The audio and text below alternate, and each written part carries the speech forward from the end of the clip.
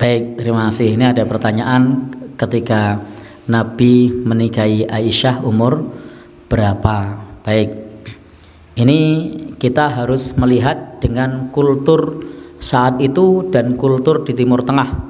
Jangan dihubungkan dengan kultur kita saat ini. Nanti masuknya komennya aneh-aneh mesti. Nah, maka untuk di Timur Tengah, anak usia 9 tahun, apalagi kultur saat itu sudah biasa ketika mereka menikah.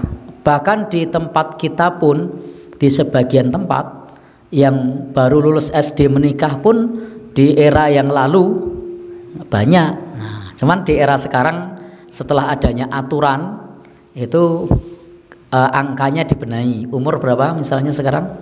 19 tahun. Tapi dulu sebelum terbit aturan itu, jenengan bisa tanyakan sama simbah-simbah, itu banyak yang baru lulus SD menikah, bahkan belum lulus SD. Kenapa tidak lulus? Ya kelas loro metu.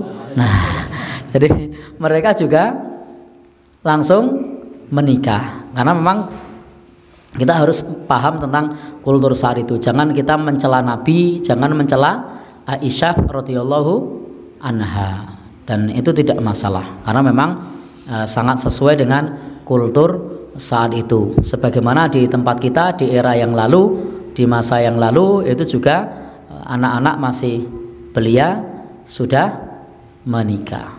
Itu tidak ada masalah. Apalagi anak umur segitu itu di dalam agama kita memungkinkan untuk sudah balik. Artinya kalau sudah balik itu sudah bisa hamil, menunjukkan bahwasanya ketika Allah Subhanahu wa taala menciptakan hal tersebut, maka secara hukum penciptaan itu sudah bisa dibuai, berarti sudah boleh dinikahi. Nah, sudah bisa dibuai, sudah boleh dinikahi.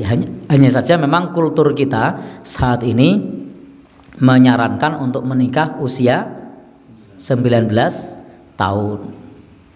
Jadi jangan menjadikan hal ini sebagai bahan olokan atau cemoohan, bukan, karena memang itu sesuai dengan kultur saat itu.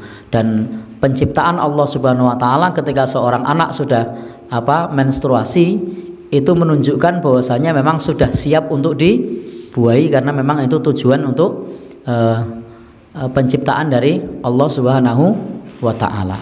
Tapi memang saya sendiri tidak menyarankan kepada teman-teman untuk menikah dengan anak umur 9 tahun atau umur 11 tahun, tidak. Taatilah aturan negara. Nanti jenengan kesandung hukum, repot, kena pasal pencabulan, perlindungan anak, repot toh. Nah, maka jangan merepotkan diri sendiri. Pahami kultur kita saat ini. Tetapi apa yang dikerjakan oleh Nabi, apa yang diamalkan oleh Nabi itu bukan sesuatu yang tercela. Beliau adalah uswah hasanah, teladan terbaik umat manusia sepanjang zaman. Wallahu a'lam bishawab.